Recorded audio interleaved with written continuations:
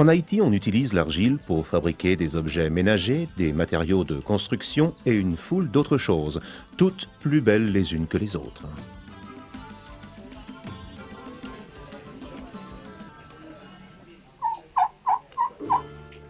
Ce village au cœur des pittoresques montagnes de Haïti s'appelle Opin.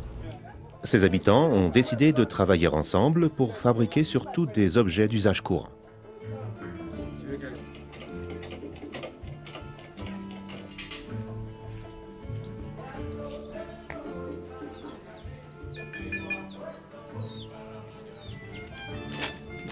Ici, il suffit de creuser la terre pour en extraire l'argile sèche, une matière très friable.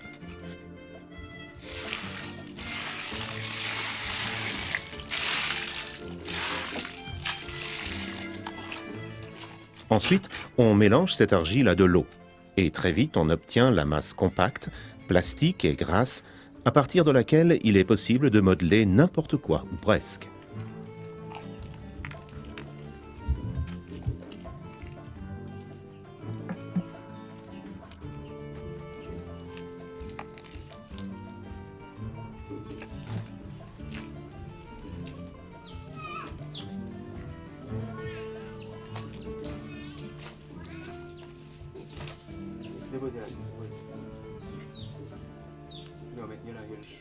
Après avoir bien malaxé la pâte, Jean Bianotto forme des boules de la taille d'un melon qui vont ensuite être transformées dans l'atelier.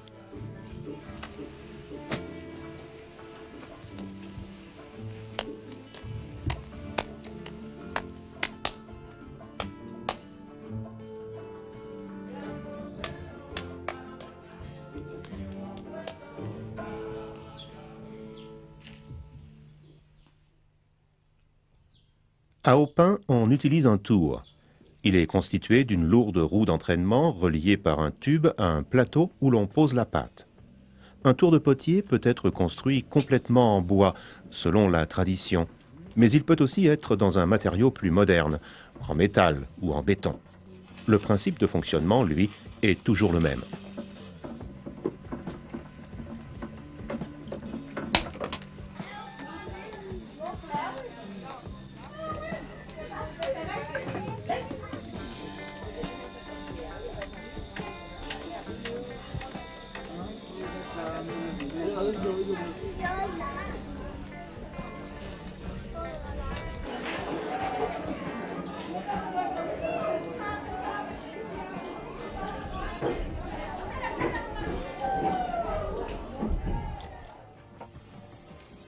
Du moment où le gâteau d'argile est placé au centre du plateau, le mouvement de rotation permet à M. Héris de n'appuyer qu'à un seul endroit pour modifier la forme de la masse de glaise. Avec ses doigts, il peut modeler les parois du récipient. Pas de gestes brusques, mais beaucoup de souplesse et de fluidité, aussi bien à l'intérieur qu'à l'extérieur de ce qui prend peu à peu la forme d'une cruche.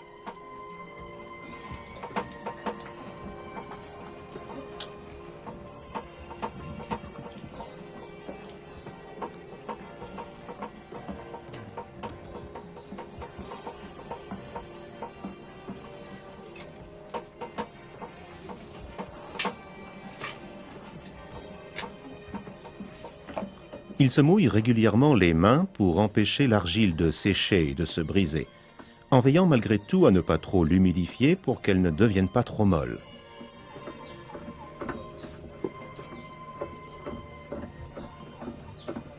Dès que les parois ont pris forme, Héris agrandit le diamètre du récipient.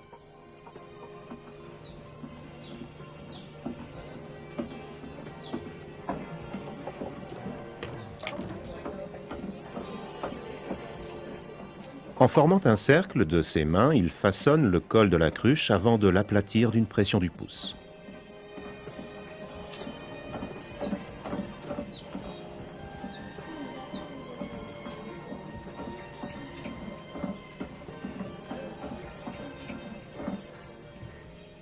Il utilise un morceau de fil de fer pour décoller la poterie du plateau.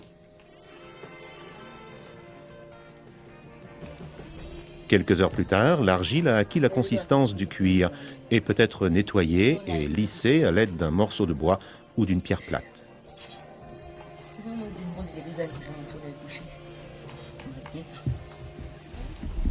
La base est rectifiée à son tour.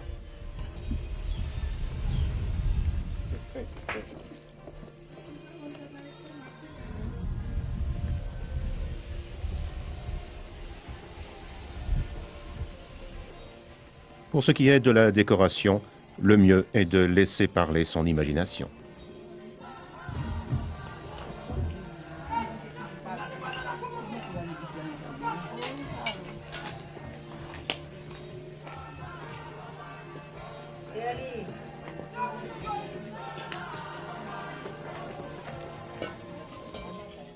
À Aupin, le four aussi est en argile, ce qui ne l'empêche pas d'être efficace et solide.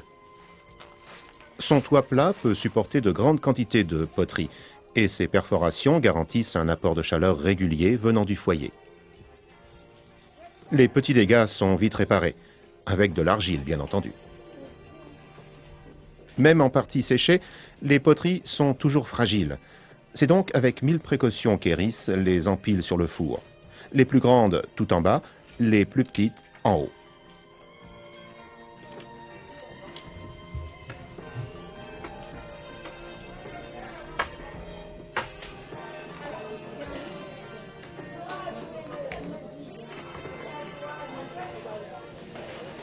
Il faut que la chaleur soit bien conservée et ne puisse pas s'échapper trop vite. Donc on ferme les ouvertures avec de la terre humide et des éclats de terre cuite.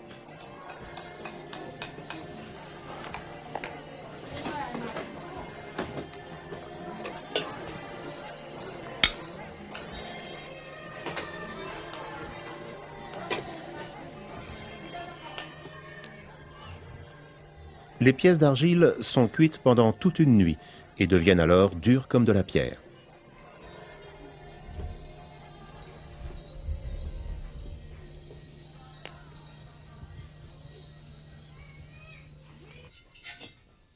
Ensuite, on doit en contrôler la qualité. Tout dépend de la hauteur du son qu'elles rendent. Aigu, il signifie que le récipient est en bon état. Grave, il indique la présence d'une fêlure. Le pot est alors séparé des autres.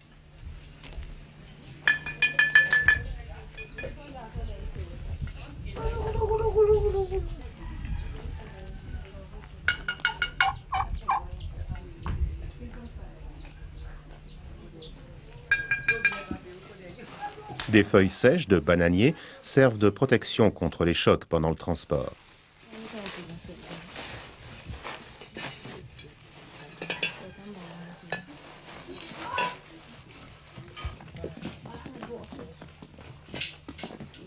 C'est à dos d'animal, cheval ou mulet que l'on descend les poteries des montagnes vers la ville. Au terme du voyage, toutes ces poteries, à la fois jolies et utiles, sont vendues dans les rues de Port-au-Prince. Les habitants d'Aupin peuvent être fiers du travail accompli.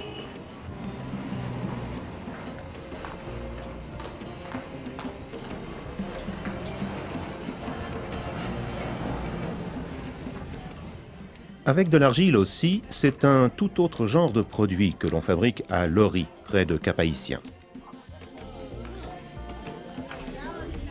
27 habitants du village ont créé une coopérative au sein de laquelle ils produisent ensemble différents matériaux de construction. Des briques, des carrelages et des tuiles.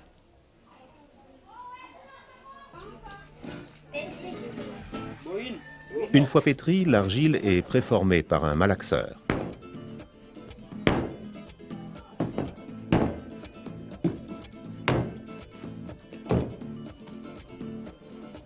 Ensuite, pour la forme définitive, on utilise des moules, en bois ou en métal.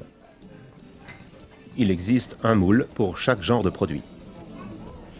Pour les tuiles, par exemple, François Renaud se charge de presser la pâte d'argile dans le moule.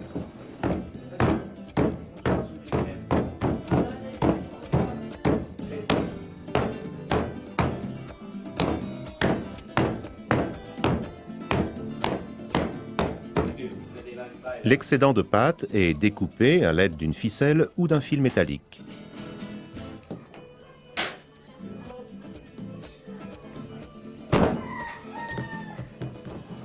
Ensuite, la surface de la tuile est lissée à l'aide d'un plastique. L'opération est plus facile si l'on enduit le plastique de kérosène.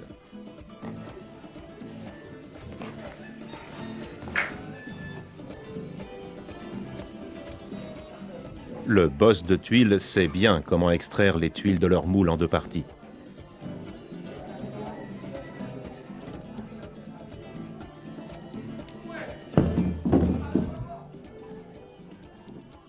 L'argile se détache du bois sans mal.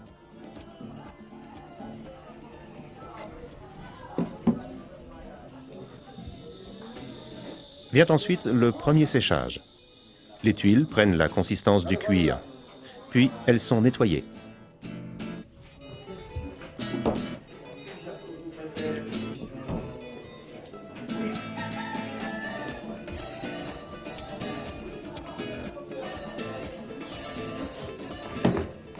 La fabrication des autres produits continue parallèlement à plein régime. Celle des carrelages, par exemple. Au pinceau, Jules Santana enduit la forme de kérosène pour que l'argile se détache mieux du moule. Pour chaque produit, il y a un responsable. Les hommes ont l'habitude ici de travailler avec l'argile et avec ces outils que sont les moules. Ils ont un tour de main très sûr.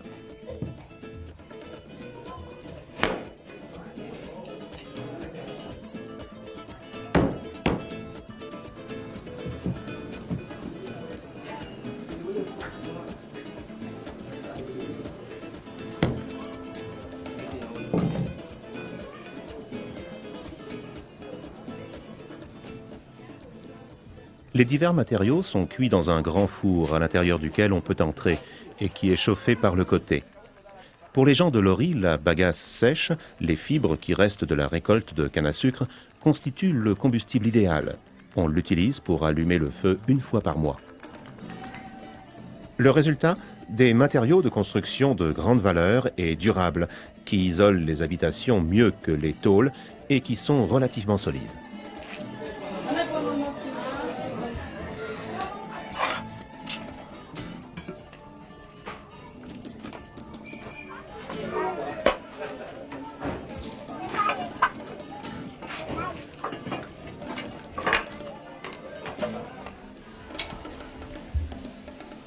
Au Cap-Haïtien, on voit beaucoup de maisons couvertes de tuiles.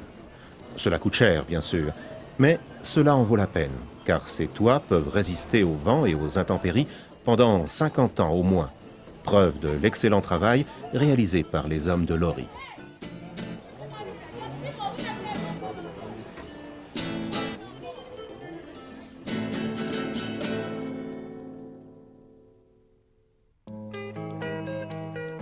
D'un autre côté, bien sûr, l'argile est aussi un matériau qui permet de laisser courir l'imagination. Que ce soit pour l'utile ou pour l'agréable, elle permet de créer de nombreux objets artistiques pour tous et pour tous les goûts.